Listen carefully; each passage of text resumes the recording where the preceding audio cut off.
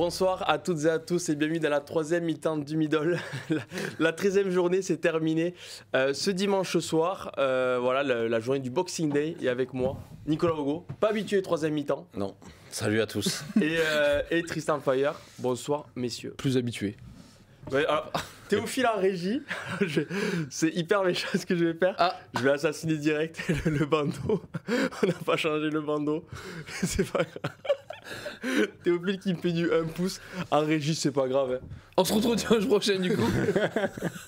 C'est très drôle, c'est très drôle. On se retrouve dimanche prochain. Non, plus sérieusement, on est ensemble comme d'habitude pour débriefer la journée de top 14, le week-end rugby, mais on va faire une petite émission bilan à la mi-saison puisque ça y est, la première moitié de la phase régulière s'est terminée avec ce Toulouse Stade Français. On va quand même parler pendant quelques minutes de ce Toulouse Stade Français. Bon, messieurs, on va pas se mentir, le brouillard vous a suivi parce que pour ceux qui nous écoutent, vous étiez à Bordeaux-Toulon. Donc, exactement. Ceux derrière leur écran ont mieux vu le match que vous, apparemment. Oui. Oui. On est désolé pour Arthur Retière, on n'a pas vu son essai. Qui est un bel exploit personnel que personne n'a vu. Si, l'autre côté, ils l'ont très bien vu. Oui. Correspond à quoi, 5000 personnes sur les 20 000 qu'il y avait à Chabannes-Delmas. 32 215. Pardon, excuse-moi, guichet fermé en plus. Donc Toulouse, Toulouse a remporté la rencontre face au Stade Français sur la pelouse du Stadium. Bonus offensif arraché dans les dernières minutes. On va pas se mentir, c'était pas le plus beau Toulouse qu'on a vu contre le Stade Français remanié, mais le boulot est fait. Bonus offensif, victoire. On repasse, Toulouse repasse devant le Stade Français et du coup champion d'automne les Toulousains après 13 journées. Oui, effectivement, moi c'était attendu la victoire de Toulouse, mais alors moi je me suis pas du tout embêté devant le match. J'ai vu une belle équipe de Paris. Finalement, c'est un peu ça le rugby, hein. Ça veut dire qu'on y va des fois sans trop de moyens. Et puis les mecs se battent pour exister, pour donner une vraie rivalité à l'adversaire. Et franchement, j'ai l'image de Ryan Chaput, le capitaine, là, après une touche volée en fin de première mi-temps, là, qui harangue ses partenaires, qui leur dit qu'il faut y croire, qu'ils vont peut-être réaliser un gros coup. Et à la 65e minute, ils sont à 5 points de Toulouse. Donc finalement, ça a donné un vrai bras de fer, alors que sur le papier, l'affiche, même, je pense, avec le Stade Français qui serait venu avec tous ses cadres, vu que Toulouse en colle entre 40 et 60 à tout le monde à la maison, on a pu avoir un score plus large et moins de suspense. C'est ça qu'on retient du match au final, c'est plus la belle prestation de ce Stade Français remanié que le bonus offensif, certes, qui peut compter en fait saison des Toulousains, mais voilà, on a plus été enthousiasmé par la prestation de Paris que par celle des Toulousains, malgré le résultat au final. Après, ça dépend de ce qu'on veut voir. Les supporters toulousains, eux, voulaient voir peut-être plein d'essais. Bon, il y en a eu 5 côté toulousain, c'est quand même pas mal.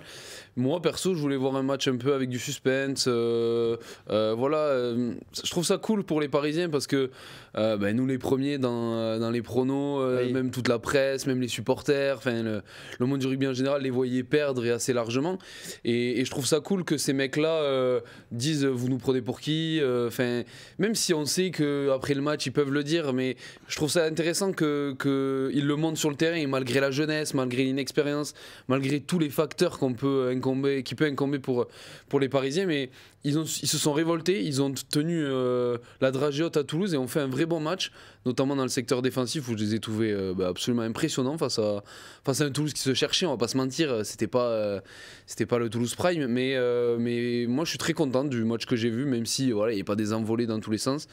Mais ce qui m'intéressait, ce que je voulais voir, c'était une opposition, une résistance, et Paris nous l'a offert, donc je trouve ça vraiment sympa. Et puis même pour les supporters toulousains, ils se sont battus pour aller chercher un bonus offensif synonyme de titre honorifique de champion d'automne. Je pense que s'il y avait eu 8 essais à 0 à la pause, personne n'aurait presque parlé de ce titre honorifique de champion d'automne. Et puis finalement, on a vu que ça tenait à cœur aux Toulousains qui se sont arrachés pour aller marquer ces derniers essais. Donc ça a donné une petite fin de match sympa, même pour les supporters toulousains, je pense. Ouais, c'est vrai qu'avec l'essai de Movaka, c'est Movaka qui signe un doublé en fin de match en ballon porté, parce que c'est vrai que Toulouse a pas réussi à vraiment développer son jeu derrière. C'est surtout les avants. On parle beaucoup du jeu du Stade Toulousain et à raison sur plusieurs rencontres comme en Champions Cup où les arrières régalent. Bon, oui, il n'y avait pas Antoine Dupont ce dimanche soir, mais bon, il restait quand même du très beau monde sur la pelouse. Et au final, ce sont les avants en mêlée, en touche et sur ballon porté, du coup, qui ont fait la différence et presque offert ces 5 points aux Toulousains. Après, on avait été prévenu en début de match. Thomas Ramos, dans la causerie qui avait été filmée par Canal, disait le ballon va glisser, le ballon va glisser. Ah oui, ça, on l'a vu à plusieurs reprises, même s'il n'y a pas eu tant d'en avant que ça, mais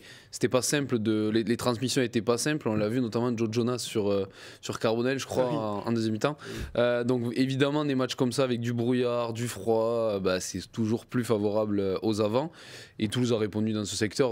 On n'en doutait pas trop parce que bon, Toulouse ça joue au rugby derrière, mais ça n'a même pas que un des meilleurs packs du monde. Donc voilà, le résultat et du moins le bonus est mérité pour Toulouse.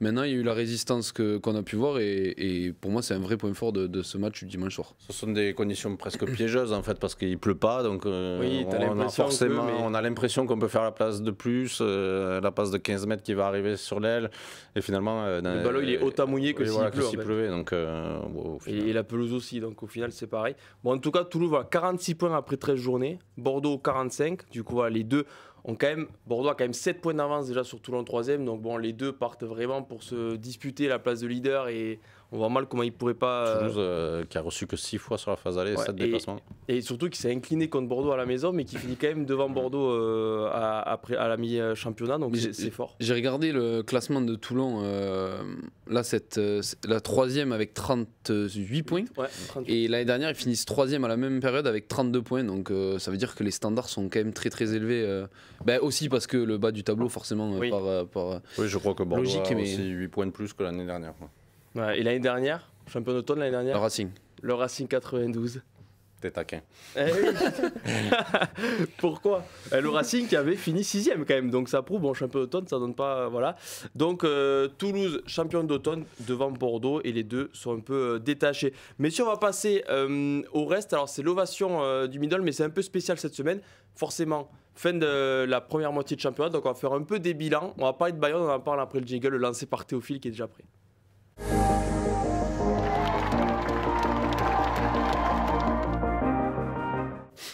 Et oui, parce qu'on a parlé de Toulouse, Bordeaux, Toulon 3e et égalité avec Toulon à la 3e, mais bon, qui est 4e après 13 journées, puisque Toulon l'avait emporté contre Bayonne à Mayol il y a quelques semaines. Voilà, on retrouve l'aviron bayonnais de Grégory Patate, qui est 4e du top 14 après 13 journées, qui a qui a remporté son match contre Castres ce samedi lors du Boxing Day. Les Bayonnais sont la bonne surprise de cette première moitié de championnat, mais quand on regarde leurs prestations et leur effectif, c'est au final loin d'être une surprise en fait. On pouvait être inquiet après les 2-3 premières journées. Là. Ils avaient commencé par une très courte victoire face à Perpignan dans les dernières minutes. Puis ils avaient pris une raclée face à la section paloise en déplacement. On commençait à s'inquiéter par les performances de cette équipe qui s'est très vite repris et qui retrouve un peu les standards de sa première saison en top 14 quand ils étaient revenus. La première saison de Grégory Patate aux commandes où ils avaient terminé au porte de la qualification. On est sur les mêmes schémas, quoi. Une équipe bien construite avec toujours un peu de malice et après je trouve qu'ils se sont un peu épaissis en profondeur d'effectif derrière. Ah oui. Ça fait la grosse différence et la grosse différence, mais on va en parler aussi. La saison dernière, ils font une saison un peu moins bien réussie, même si pareil, à 2-3 journées de la fin, ils sont toujours dans le coup, mais qui était un peu moins abouti que la saison d'avant, mais il manquait Cyril Makala pendant une bonne partie de la saison, et là, il est bien là. Et c'est surtout qu'il manquait Cyril Makala, il y a aussi Manu Tulagi qui est arrivé, qui a loupé le début de saison parce que fracture à la main, il est arrivé en cours de saison, bon, il a de suite mis tout le monde d'accord avec le numéro 12, il y a Matteo Carreras, il y a Tchèque Berrien, il y a Joris Second aussi qui est arrivé à l'ouverture et qui a pris la place de Camille Lopez avec le numéro 10 à l'Aviron Bayonnais, donc il y a tout, voilà, il y a une belle émulation à Bayonne, ça fonctionne, ça gagne et ça peut franchement terminer dans les 6. Aujourd'hui, ils sont très très bien partis. Je ne sais pas si ça peut terminer dans les 6 parce que on en parle, il y a énormément de concurrence partout. Mais en tout cas, de ce qu'ils montrent, ils le mériteraient en tout cas. Pour l'instant, l'Aviron Bayonnais, notamment on en parle avec... je trouve que c'était un petit peu le point d'inquiétude peut-être au début de la saison, de savoir comment ça allait gérer Lopez, Second, est-ce que ça allait être sain, est-ce que ça allait fonctionner, etc. Je trouve que ça fonctionne très bien et quand on sait la place que prend le numéro 10 dans une équipe, ça pouvait être sujet à à conflit, etc. Et c'est très très bien géré, je trouve, que ce soit dans le temps de jeu ou même dans l'utilisation. Et pour moi, c'est une des vraies forces aussi de l'Aviron, avec évidemment, on va en parler, peut-être Makala qui est un phénomène absolu et qui est le genre de joueur qui peut te changer un match tout seul. Il y a deux choses aussi pour moi, c'est qu'ils ont déjà passé l'écueil de la délocalisation à Anoeta qui les a plombés les 2 dernières saisons. Hein. Je pense qu'ils perdent leur qualification la première année contre Pau à Saint-Sébastien. Et là, ils ont fait un match incroyable face à La Rochelle avec bonus offensif à la clé. Ils prennent pas mal de points, hein, en plus de bonus. Bayonne, ils ont déjà gagné à Anoeta, donc quand on sait leur force à Jean Daugé, on peut penser qu'ils vont rester sur cette dynamique-là à domicile. Donc ça, c'est important pour leur saison. Et puis dans les joueurs, on ne les cite pas trop, mais je trouve que Maxime Macheneau, il fait un début de saison on en a parlé déjà, charnière avec l'association Second-Lopez. Et Maxime Macheneau, il revient, il fait une très bonne saison, je trouve, dans l'animation, dans la gestion. Il a peut-être plus ses jambes de 20 ans, mais il apporte quelque chose à cette équipe cette année, plus que sur les 2 précédentes. On sent que peut-être il veut prolonger ou qu'il souhaite continuer l'aventure, en tout cas du rugby professionnel. Il l'a dit, donc il le montre en tout cas sur le terrain. Et c'est vrai que voilà, dans le chat, on dit Tulagi Makala, c'est invaincu quand c'est titulaire ensemble. Donc ils ont enchaîné les matchs. Je crois que Bayonne est sur 7 victoires lors des 8 derniers matchs, un truc comme ça, avec des victoires à Lyon où ils en mettent 50, à Vannes la semaine dernière. Mais c'est vrai que quand on parle du mercato bayonnais, il y a des joueurs comme Abel Köfner qui se sont tout de suite installés en 3e ligne. Il y a Lucas Martin, le talonneur, qui montre de très belles choses. Chouznou aussi, qui est revenu. Bon, lui, l'enfant du pays, il n'a pas eu de mal à se remettre, à retrouver sa place à Bayonne. Mais c'est vrai que lors du dernier mercato, Bayonne s'est vraiment renforcé. Et tu as l'impression que ça y est, ils sont vraiment construits de A à Z pour jouer le top 6 jusqu'au bout. Lucas Martin, qui est un jeune joueur effectivement, mais qui est déjà presque sur prédit un avenir international. Donc, je veux dire, c'est pas vraiment une surprise pour les jeunes du milieu, mais effectivement, en tout cas, ça a apporté un autre joueur aux côtés de Bosch qui était le numéro 1 indiscutable, mais alors qu'il jouait beaucoup et très souvent. Et effectivement, c'était peut-être le manque de profondeur d'effectifs qui avait manqué à Bayonne sur les 2 premières saisons. Là, pour en avoir discuté avec le manager bayonnais, il considère aujourd'hui qu'il a comblé le retard par rapport aux grosses équipes du top 14. Ça veut dire d'avoir 2 équipes interchangeables. Et tout ça aussi, Santé Vita Tatafou depuis plusieurs semaines, qui s'est blessé avec l'équipe de France, qui est quand même une bombe à droite de la première ligne, et sans lui, il gagne quand même. Donc voilà, Bayonne qui a déjà 9 points d'avance sur Montpellier qui est 7e. 9 points d'avance à la 13e journée, c'est quand même pas mal pour voir venir. Donc avoir les Bayonnais qui en plus jouent la Challenge Cup, donc bon, on se dit, ils font quand même beaucoup tourner en Challenge Cup. Donc là, ils ont un match la semaine prochaine, après il y a 2 week-ends européens où ça peut faire souffler quelques cadres et du coup voir venir après un top 14. Toujours à Novation, positif, ils ont signé le gros coup de cette 13e journée, c'est les Montpelliérains. Les Montpelliérains qu'on avait quittés à Grenoble la saison dernière à 3 minutes, je pense, d'être en Pro D2 avant une pénalité de Louis Carbonel. Et du coup, cette victoire à Clermont qui confirme la très bonne forme du MHR, qui est 7e du top 14 et qui surtout, on a l'impression, regarde aujourd'hui vers le haut et plus vraiment vers la course au maintien. Et c'est déjà une très bonne chose pour les hommes de Joan Codulo. Je crois qu'il y a aussi une question de dynamique, de mental, voilà, je pense que l'effectif de Montpellier, si on le prend sur le papier et qu'on le prend brut, excusez-moi, ça n'a pas grand-chose à envier à Bayonne dont on parle par exemple, ou des équipes comme ça. Et notamment, j'y reviens, avec une charnière Reinhardt-Hogg, qui, je veux dire, sur le papier, c'est de la classe internationale. Et pour moi, Montpellier peut vraiment... alors, je ne vais pas m'emballer à dire que ça peut viser telle ou telle place, mais ça ne doit pas viser le maintien du tout. Et notamment, c'est le message que ça a fait passer d'entrée en disant, écoutez, on joue le maintien. Ça l'a dit peut-être de moins en moins, etc. Parce que les ambitions ont changé, parce que le discours doit changer aussi en fonction des résultats. Mais je trouve que là où Joan Codulo a été très très intéressant, c'est qu'il était progressif. Il s'est jamais trop emballé. Quand ça allait pas bien, il a jamais tiré la sonnette d'alarme en disant là c'est la catastrophe. Progressivement, pas de bruit. On construit petit à petit. On a un effectif qui est fait pour. On a des stars, on a des cadors, mais on s'emballe pas. On avance. Et là, petit à petit, ça gagne à Clermont. C'est pas donné à tout le monde. Donc pour moi, Montpellier, c'est une mini anomalie qu'il faut suivre de près parce que c'est le genre d'équipe avec beaucoup de confiance. Ça peut être une surprise à 2-3 endroits dans le championnat. Avec un peu de réussite, un peu de ci, un peu de ça, ça peut titiller des équipes haut placées. Donc c'est à surveiller et ils regardent vers le haut et je trouve qu'ils ont bien raison de le faire parce qu'ils ont mangé leur peine noire et maintenant ils peuvent sourire un peu. Mais je crois pas que ça sera le style de la maison de s'emballer pour autant. Et il dit pas tout, c'est qu'on a pris la voiture hier pour aller à Bordeaux, on est monté dans la voiture. C'est vrai. Et qu'est-ce que j'ai dit ? J'ai dit, tu vas voir, Montpellier va aller gagner à Clermont aujourd'hui.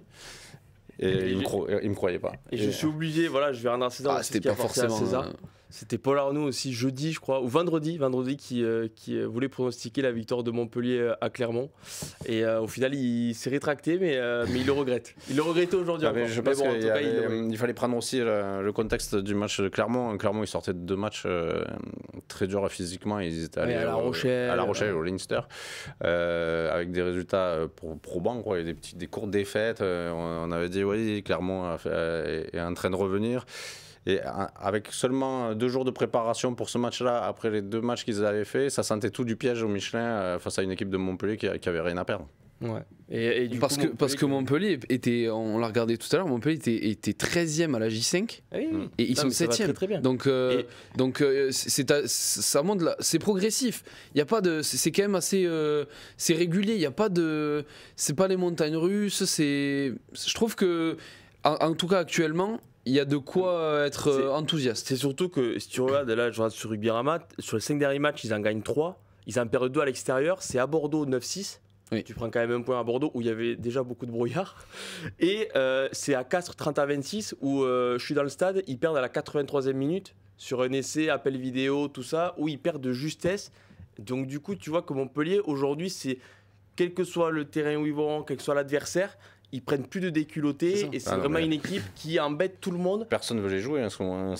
Leur défense, tout le monde la cite en exemple. C'est une équipe qui encaisse très peu de points. Personne n'arrive vraiment à trouver la clé pour tenter de les déborder. On voit Bordeaux qui à domicile quand même met souvent des corrections. 9-6 quoi. Donc, ou 9-3. 9-6, ouais, 9-6. 9-6 ou 9-3, je sais plus. Bordeaux-Montpellier, c'est 9-6. Ouais, c'est 9-6 parce qu'ils prennent un point à Bordeaux. Ah, donc tu vois, c'est une équipe qui est injouable en ce moment. Ouais, et leur mêlée aussi. Leur mêlée. Et du coup, semaine prochaine, Montpellier-Bayonne. Match sexy quand même à regarder dans Montpellier qui recevra Bayonne, du coup le 7e contre le 4e. Donc à regarder. Leur chance, c'est la défaite de La Rochelle aujourd'hui. Et parce que le top 6 se rapproche de plus en plus. Du coup, forcément, la défaite de Clermont parce qu'ils ont gagné à Clermont, donc ils sont à 5 points de Clermont et du coup ils sont à 3 points de La Rochelle. C'est fou, mais c'était inespéré de penser ça il y a. Et ils ont 7 points d'avance sur Lyon qui est 13e après cette 13e journée. Et bien sûr 14 sur Vannes qui est 14e. Et je pense que cette dernière journée, c'est un plaisir pour nous. Le top 6 aurait presque pu se dessiner. Ah oui, il aurait presque pu être établi, quoi, en tout cas fortement bien dessiné avec des victoires de Clermont et de La Rochelle. Parce que La Rochelle qui allait à Perpignan, qui était sur aucune victoire depuis le 2 novembre. Donc, on pouvait se dire que ça pouvait le faire pour La Rochelle en quête de points à l'extérieur depuis leur défaite contre Vannes. Au final, avec les victoires de Perpignan et de Montpellier, tout est encore jouable devant. Ouais, tout est encore jouable. Et on dit tout le temps ça en top 14, j'ai l'impression. On dit qu'on trouvait être jouable. Ouais, cette année, comme tu dis, l'explication du 3e, tu as quand même. Bien sûr, il y a plusieurs équipes qui peuvent jouer le top 14, mais j'ai l'impression qu'il y en a moins que la saison dernière où il y a 2 ans. Tu vois, tu as un gros fossé, bien sûr. Tu as Vannes qui a perdu beaucoup de matchs, donc forcément, ça fait plus de points pour les autres. Et tu as un petit fossé, tu as l'impression quand même entre la course au maintien et le ventre mou est de plus en plus fin en top 14. C'est-à-dire soit tu joues le maintien, soit tu joues le top 6. J'ai l'impression que ça allait encore un peu plus cette année. Montpellier, je trouve ils ont une charnière idéale pour jouer ce championnat qui est le top 14. Et Colli était sur le banc parce que c'était Colli à la charnière d'habitude. Oui, d'accord, mais quand tu as Reinhardt, Colli, Hogg, que tu peux mettre ces mecs-là, en termes de gestion, de talent et tout. Ah oui, t'as aussi Vunipola qui s'est mis, parce que Vunipola il a eu un début de saison compliqué, mais depuis quelques semaines il fait pas trop rire avec le numéro 8, donc ça fonctionne bien. Messieurs, à passer, alors on a mis un petit passage, les favoris au rendez-vous, mais Toulouse-Bordeaux on a déjà un peu parlé. Ouais, pour le top 2 on a l'impression que... Oui, alors, il y a vraiment, depuis le début de la saison, il y a quand même 3 équipes qui se détachent. On a l'impression que tu as Toulouse-Bordeaux, que Toulon est juste derrière. Et comme je crois que Toulon n'est pas à 10 longueurs de. Oui, comme dirait Pierre Mignoni, Toulon n'est pas à 10 longueurs de pour le Bordeaux, coup, mais je trouve qu'il a raison. Oui. Mais c'est factuel puisqu'ils sont à 7 de Bordeaux, donc c'est factuel, on peut pas le démentir. Non mais voilà, il y a ces 3 équipes-là, après bon, Bayonne qui joue les troubles fêtes, mais après, oui, il y a une espèce de bataille pour la qualification qui va être intéressante. Toulon recevra La Rochelle, Bordeaux et Toulouse en deuxième partie de championnat. Parce que Toulon s'est déplacé chez ces 3, donc voilà, donc ils ont encore le coup à jouer. Le top 2 n'est pas fini, loin de là pour Toulon. Ouais, et la plage GPO, Pau, Lyon et Perpignan sont moins forts cette saison que l'an dernier, donc avec des infirmeries pleines, du coup ça fait que ça crée encore un peu plus un écart. Je suis surtout d'accord pour Perpignan. À Pau, la section paloise, Pau, quand l'infirmerie va revenir, on se dit que Lyon, ça peut redémarrer. Lyon, ça redémarre pas le week-end prochain. Ça attendait la Challenge Cup, ils jouent à Challenge Cup, non Pau, ça va. Lyon, ils un match en Challenge Cup. Perpignan et Pau, mais Lyon, je serais peut-être moins catégorique. J'ai l'impression que Lyon, ça peut, si ça s'enflamme un peu, ça peut être. Parce qu'il dit Perpignan, Pau et Lyon un peu en dessous de tout. Ils sont moins forts et notamment des infirmeries pleines. Non, mais voilà, c'est les infirmeries. Oui. Je pense que. Voilà. Surtout Pau. Perpignan aussi. Tulagi qui se casse la jambe à la deuxième journée. Van Tonder, Sobella, il manque du monde aussi à Perpi. Donc. Mais bon. En tout cas, les favoris au rendez-vous, on en a déjà parlé. Et on va passer à des choses moins drôles. Voilà, aux jaunes bunkers, mais les jaunes sur les 13 premières. Attention, Théophile, il se prépare. C'est son rendez-vous. Allez, le jingle.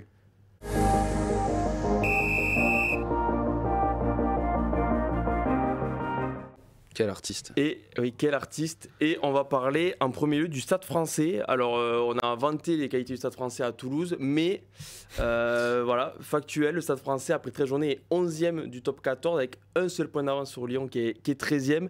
L'année dernière, le Stade français a fini 2e du championnat. On se rappelle de la demi-finale à Bordeaux où une transformation de Joris Second, ils auraient pu égaliser contre l'UBB et possiblement se qualifier pour la finale en prolongation. Au final, ils se sont inclinés, mais en tout cas, l'année d'après est difficile pour le Stade français. Il y a plein de choses qui expliquent aussi ces difficultés. Le départ de Second déjà, qui avait le style parfait pour le Stade français. Une conquête moins dominante. Et on se retrouve 11e après 13 journées. Donc il y a de quoi être un peu inquiet en tout cas pour le Stade français. Alors, là, en regardant le match de Toulouse, non mais c'est là que c'est paradoxal. L'équipe elle est remaniée. En fait, qu'avec cette équipe de remaniée, ils perdent de 15 points à Toulouse. Et si on regarde, c'est presque leur défaite la plus courte à l'extérieur de la saison. Ils avaient perdu de 8 points à Bayonne, si je ne me trompe pas. Ils ont aussi une défaite de 14 points, je ne sais plus où. Mais sinon, ils prennent que des volets à l'extérieur. Ils ont 0 points à l'extérieur. Ils ont pris 0 points. 0 points. C'est assez dingue pour une équipe qui ambitionnait de jouer les premiers rôles.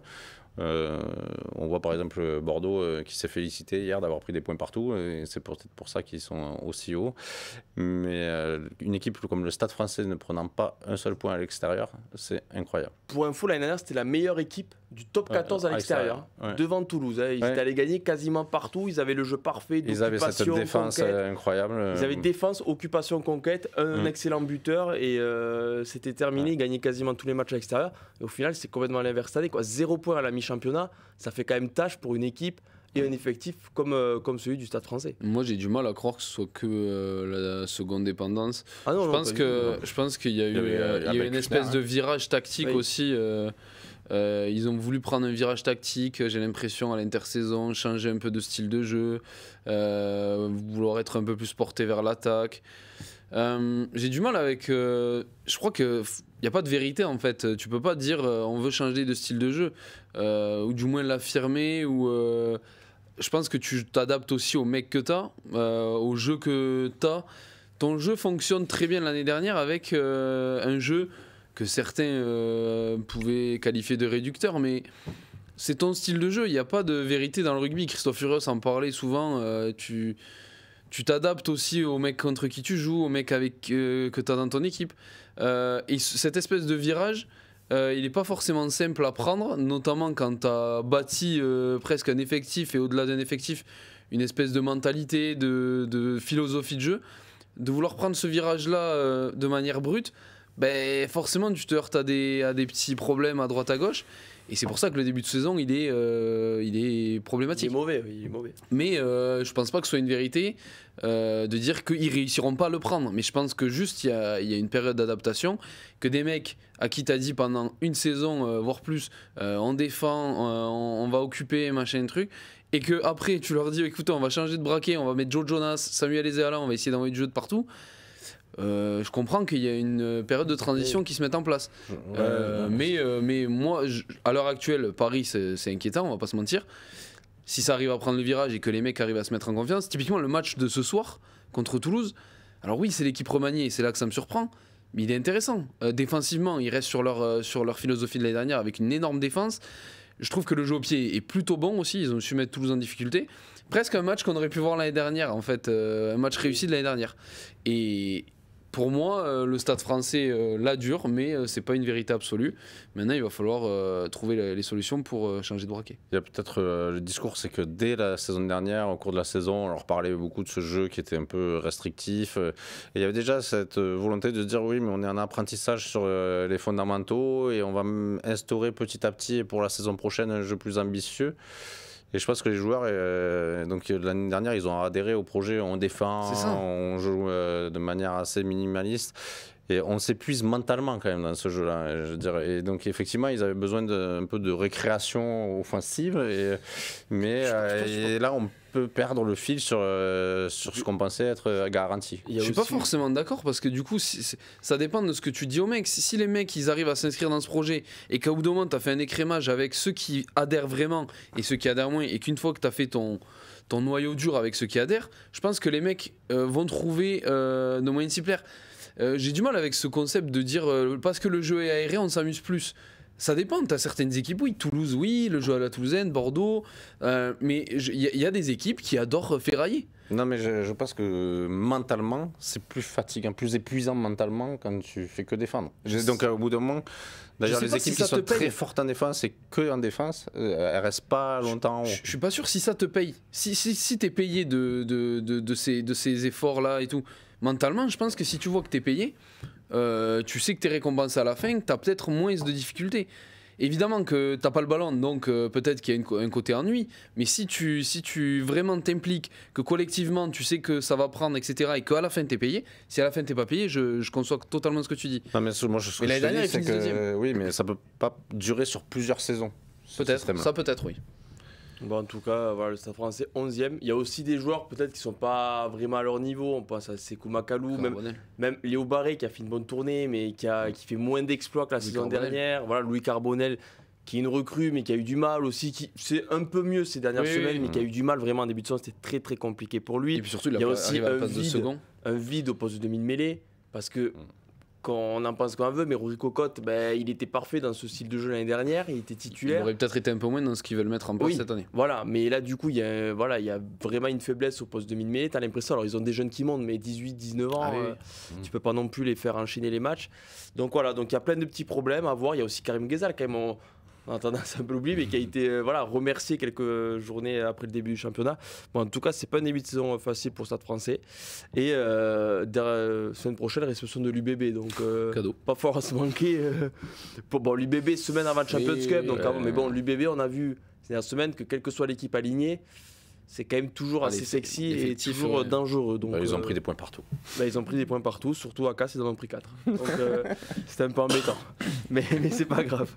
Alors, on va parler ensuite de Vannes. Mais Vannes, c'est ce qu'on dit depuis le début. La question, c'est est-ce que, au final, sans vraiment être méchant avec Vannes, qui a quand même de très bons joueurs, qui a montré de très beaux visages, qui a de très bonnes performances comme à La Rochelle, comme leur victoire face à Castres et Lyon, mais au final, est-ce que ce top 14 à la longue il n'est pas trop difficile pour ces Vantais, et est-ce que la fin de saison va pas être longue? Je crois que les Vantais, ils ont déjà fait le constat de ce qu'ils avaient besoin pour exister vraiment en top 14. Ils ont besoin d'expérience du top 14. J'étais à Perpignan-Vannes où ils avaient fait un match plutôt correct, mais qui s'est conclu quand même sur une large victoire de l'USAP. Et Jean-Noël Spitzer, dès la fin du match, disait en fait, on se compare par exemple par rapport à Perpignan, qui est monté, qui est redescendu, qui est remonté. En fait, il y a besoin de faire cet apprentissage, peut-être venir une fois, voir, comprendre ce que c'est le top 14 et sa réalité, redescendre et remonter. Et il l'expliquait, alors là, je te résume, hein, mais on avait compris déjà que Van avait bien senti que pour se maintenir pour la première fois de son histoire en top 14, ça allait être difficile.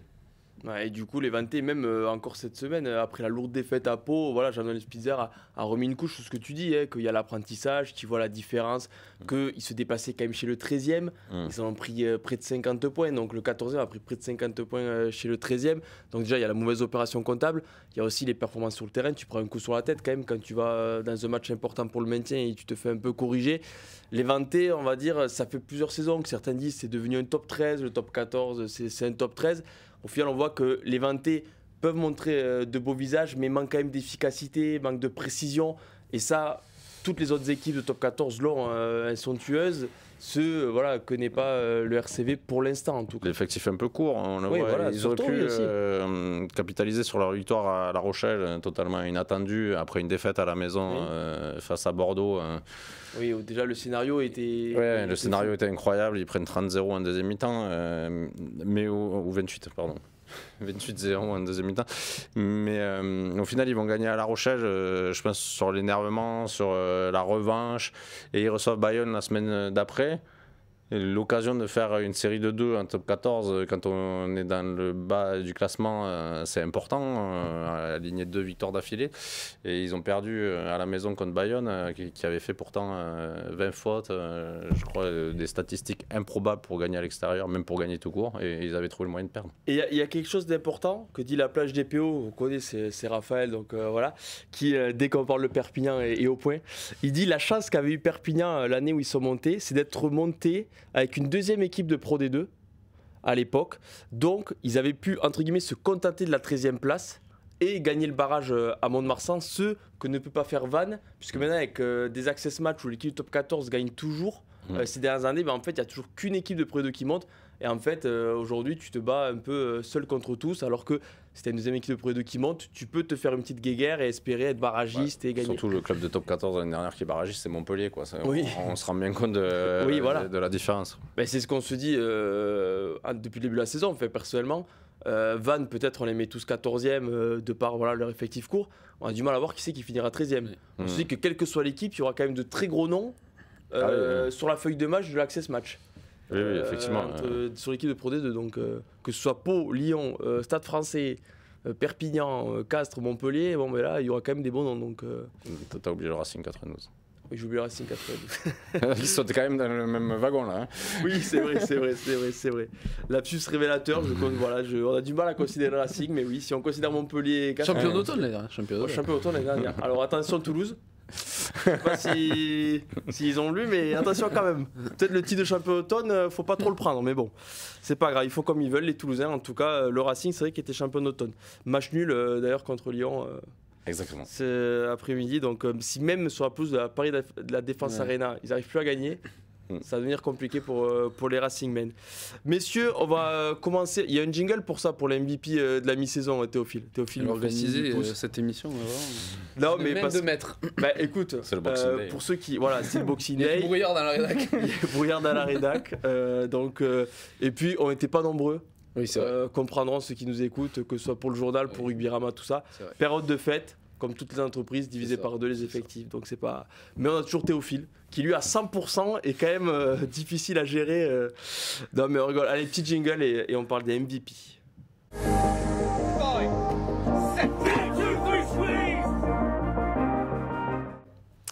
Et les MVP, alors il y a un bandeau, mais on va peut-être parler de 3 joueurs, parce que je vous ai fait plaisir, parce qu'en discutant avec vous, préparant un peu l'émission quand même, j'ai entendu 2 noms que vous vouliez récompensés pour leur première partie de saison. C'est difficile d'en sortir un surtout. Mais on commence. Alors, pour le coup, mais j'ai l'impression qu'il y a pour l'instant lui et les autres qui marquent les esprits. On va l'écrire Cyril Makala. Les essais aussi. Qui, certes, voilà, le meilleur marqueur du top 14, qui a marqué encore une fois contre Castres 10 essais depuis le début de la saison. Donc, c'est tout vraiment exceptionnel.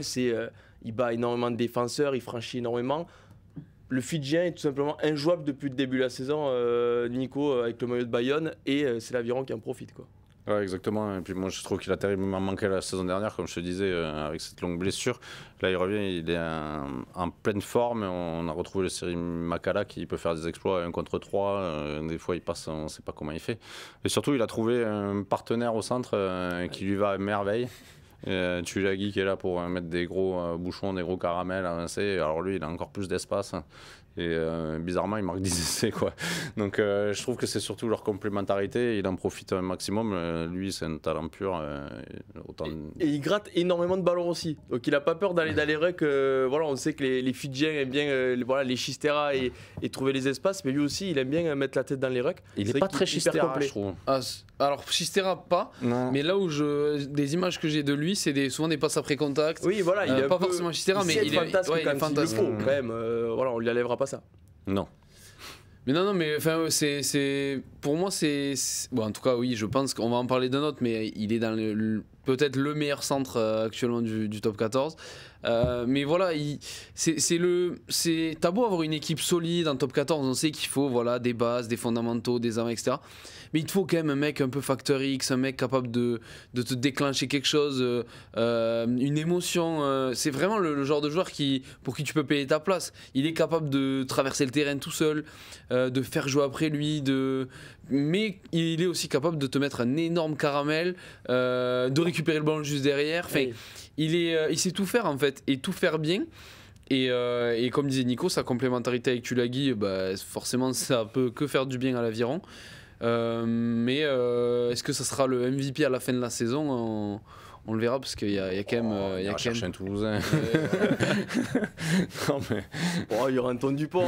Écoutez, qu'est-ce que vous voulez qu'on vous dise? Voilà, c'est pas votre faute s'il joue, même si dernièrement il joue pas en top 14. Malade, par exemple.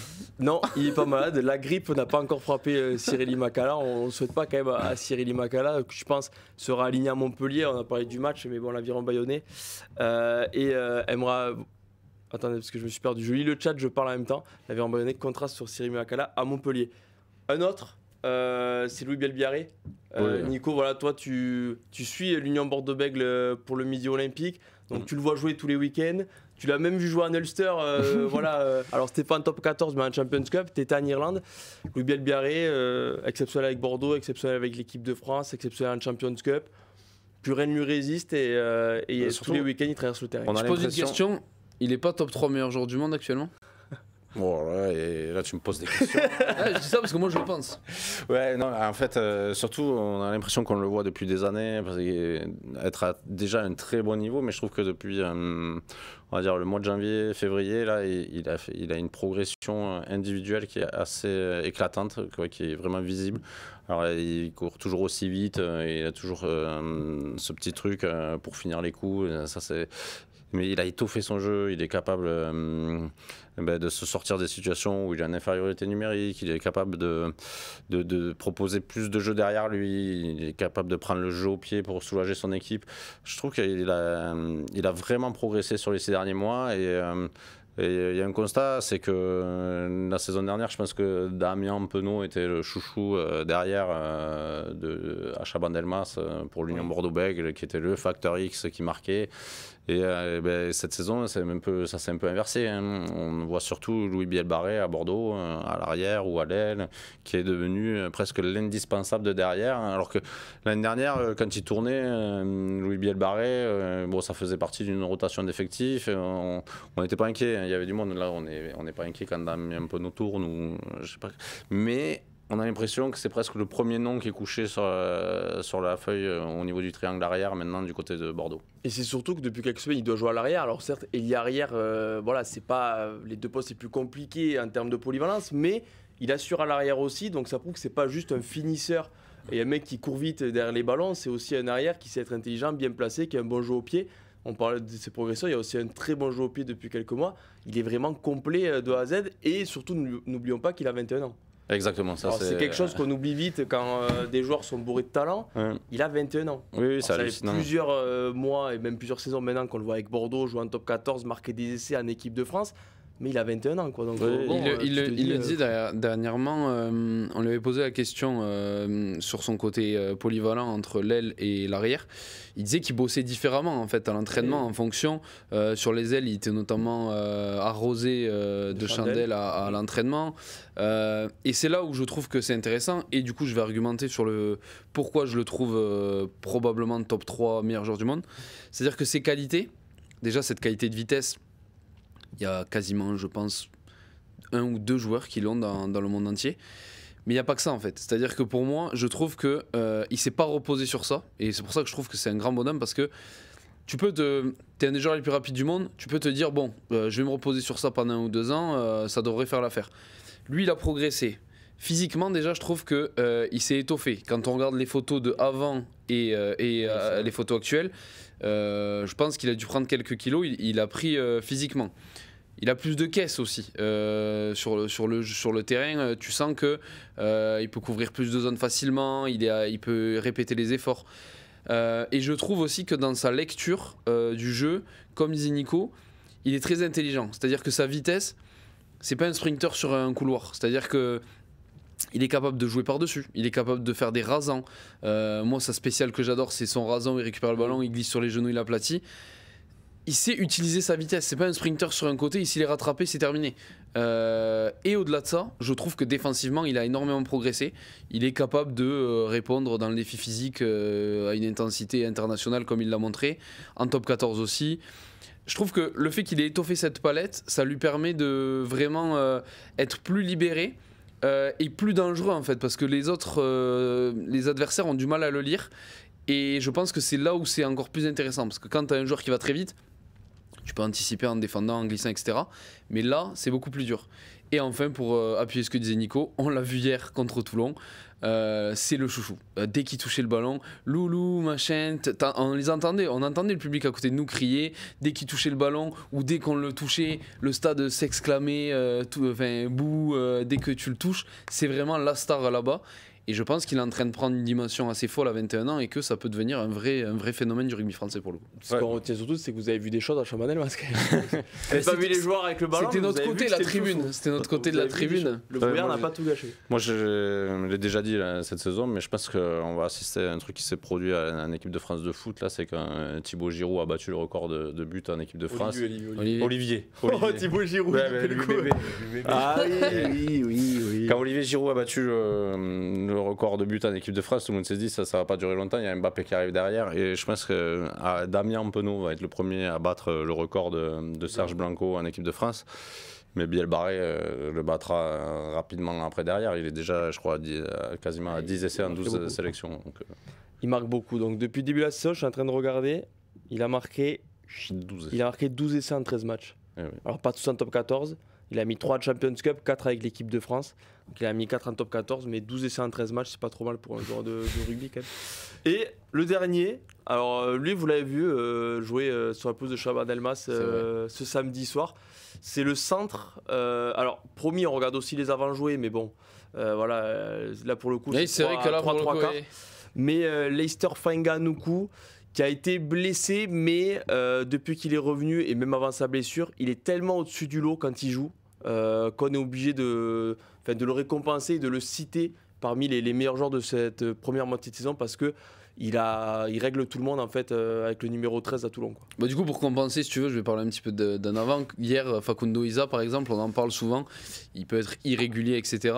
Il fait partie des meilleurs joueurs toulonnais cette saison et hier il a encore montré dans un match où c'était très dur devant, où ça tapait fort. parler de Ribans aussi, de son entrée. Ribans aussi, non mais après des ans il y en a plein hein, mais moi en révélation je peux me parler de Thémo Mathieu aussi si tu veux. Oui c'est vrai.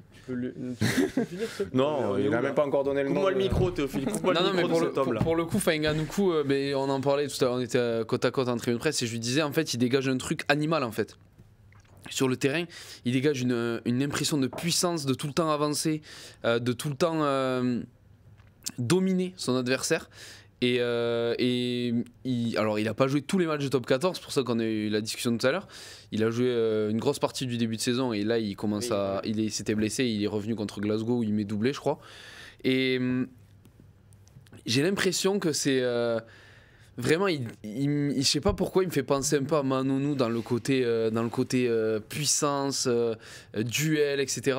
Mais il a cette vitesse aussi. Et pour le coup, c'est vraiment c'est pas une révélation parce que ceux qui suivent le rugby, même dans l'hémisphère sud ou quoi, le connaissaient, mais c'est vraiment une des vraies recrues dont je me rappellerai au RCT, tu vois, parce que il a un style particulier. Il est capable de mettre des culs, de renverser des mecs, de faire jouer, de marquer.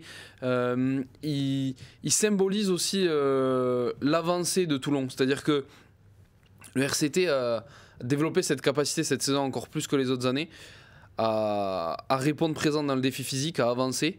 Et lui, il symbolise ça derrière. Et pour le coup, si je dois en saluer un autre à ses côtés, c'est Jérémy Senzel dont on ne parle jamais et qui pour moi fait un début de saison de très très très haut niveau aux côtés de Fainganou. C'est un roulement de tambour. On offre. Thémo Mathieu ?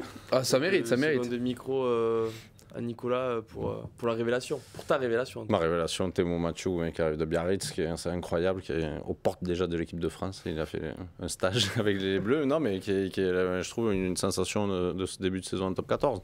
Bon, il doit y en avoir d'autres. Là, tu me prends de cours hein, si tu me demandes des avants, donc je t'en donne un. Vous pouvez avoir réfléchi la semaine qui vient de se passer avec mes collègues de Rugbyrama. On avait pensé, il y avait Mathieu, il y avait aussi Barnabé Massa, et il y avait aussi Maël Moustin, qui est ancien joueur de Bordeaux, mais qui fait vraiment un gros début de saison à Montpellier. Mais Théo Mathieu est largement dans le débat des révélations. Oui, et puis alors, il est complet, quoi. Il peut jouer à l'aile sans problème. Il a déjà joué à l'aile avec Biarritz. Donc, sans problème. Ah ouais, ces matchs avec Biarritz à l'aile. Tu ferais démarrer à l'aile ? Tu penses qu'il y a Négru ? La question s'est posée. Je te rappelle que c'est Koumakalou, il est l'homme du match que l'Afrique du Sud à l'aile. C'est vrai, mais bon, c'est pas le même profil pour le coup. Je trouve. Yannick Brune, à nos colonnes la semaine dernière, disait qu'il avait déjà réfléchi à lui faire débuter des matchs à l'aile. Ok. C'est un scoop. On verra la semaine prochaine au Stade français. C'est un scoop d'il y a 10 jours. J'ai un scoop pour vous. Penalty sur Ronny Lopez. Non, mais Théo Mathieu, il rentre bien sûr parmi les révélations. Il était déjà au-dessus du lot en Pro E2, mais il a prouvé de suite. Il a pas eu avant. Il n'a pas eu de temps d'adaptation. Il faut le dire ça. Le Pro E2 top 14, bon, lui, le badge qu'il a sur le côté, il s'en fout un peu, quoi. Non, ouais. Il roule sur tout le monde et puis il regarde après, quoi. C'est vrai qu'il a eu ces petites commotions contre Vannes et qu'il y a même un coup d'arrêt. Ouais. Ça arrive à tout le monde. Après, quand les mecs plaquent à hauteur Nico, on a fait une hier soir dans la voiture. Mais nous, on le fait. Nous, il n'y a pas de 12 jours d'arrêt. C'est le lendemain déjà, émission. Jusqu'à 1h du matin. Il en a fait 2 coups sur coup, quand même. Oui, voilà, c'est pour ça qu'il Clermont et puis après à Vannes, donc 3 semaines d'arrêt. En tout cas, Thémo Mathieu qui est une des belles surprises, fait une révélation. Est-ce qu'on peut dire qu'on n'a plus les mots pour Thémo ? En vrai, on regarde celle-là. Je sais pas si je suis heureux ou déçu de terminer 2024 sur ça. Je sais pas si je suis heureux ou déçu. C'est bien, on va transition pour l'année prochaine. Bon, en tout cas, je crois qu'on a fait le tour, messieurs. C'est l'occasion de souhaiter un bon réveillon à tout le monde. Exactement, c'est pas encore, mais bon, ok, très bien. Non, mais un bon réveillon, il va en réveillon. Mardi soir, on va passer à. Soyez des meilleurs humains pour l'année 2025. Ou des moins pires. Ou des moins pires. Ou des moins pires. Voilà, Théophile, on le sait qu'il sera meilleur. Un meilleur humain aussi. Et un meilleur professionnel aussi, c'est possible. 2025. Changera le bandeau là. Non, mais en tout cas, voilà, merci messieurs. Avec alors, plaisir. jeudi prochain, pas de kick-off rugby si je me trompe pas. J'aurai Théophile, voilà. Même lui, il sait pas. Best-of kick-off rugby à venir sur Rugbyrama. Et Vannes Clermont dimanche prochain. Il a envie de rire. Moi j'ai rien dit. Moi j'ai rien dit. Voilà. Attention quand même, parce que clairement on peut enchaîner Pour enchaîner quoi, ils ont perdu ? Eh ben oui, encore une défaite. Pour enchaîner encore une défaite. La phrase est magnifique. Vannes à domicile quand même, ils ont montré quelques bonnes choses. Oui. C'est pas assuré quoi pour Clermont. T'as donné combien Canal pour que tu les vendes ça, Voilà, Vannes Clermont, parce que pour explication, on regardera tous les l'a matchs, expliqué 15 fois. En fait, Canal+ s'est retrouvé bloqué puisque on s'attend à une équipe de Toulouse plus que Romagna à La Rochelle, vu qu'après ils vont en Afrique du Sud. Du coup, c'est le match du samedi soir. Non, c'était pour que Toulouse puisse partir dès le dimanche. Puisse partir, mais aussi voilà. Et c'est vrai qu'on aurait pu imaginer par exemple un Toulon Racing qui est le samedi à 14h30. Bon, il aurait mis à dimanche à 21h. On n'est pas méchant envers Clermont et Vannes, mais c'est vrai que c'est pas la voilà. Mais il y a quand même du public. Non, mais c'est bien, Vannes en prime time. Il y a quand même du public. Vannes en prime time, c'est bien en vrai. Oui, puis surtout vu le classement. Ça peut être une des dernières fois où ils sont en bon time. C'est ça que tu veux dire. Voilà. Moi j'essaye de rattraper, vous En plus, je assassinez. rigole, mais une des deux équipes qui a perdu à Vannes, c'est Castres. Donc pourquoi je l'ouvre en fait? J'ai perdu à Vannes. Donc c'est honteux. Mais bon, c'est pas grave. Vannes Clermont dimanche prochain et troisième mi-temps après ce match. Actif le chat aujourd'hui, non? Actif le chat avec notamment des anciens de la maison, donc des petites blagues, des D'accord. private jokes que je peux pas dire à l'écran. mais, D'accord, très bien. c'est pas grave les private jokes. mais, Garde-les pour toi. il y a eu juste Ah, il y Tristan a des- Mèche jaune, mèche blonde, jaune. mèche blonde. Oh. Et quelqu'un a dit ouais, bon les mèches et Tristan. Ah, putain, c'est original comme blague, Ouais, ça. On l'a jamais fait, non? Non, je sais pas, je crois. Bon en tout cas, bonne fin d'année 2024. Ah, on comprend pourquoi c'est Merci, des messieurs. anciens collègues, du coup. Merci messieurs, merci Théophile et à la semaine prochaine après Bonne année ce à Vannes tous. Clermont qui nous excite déjà.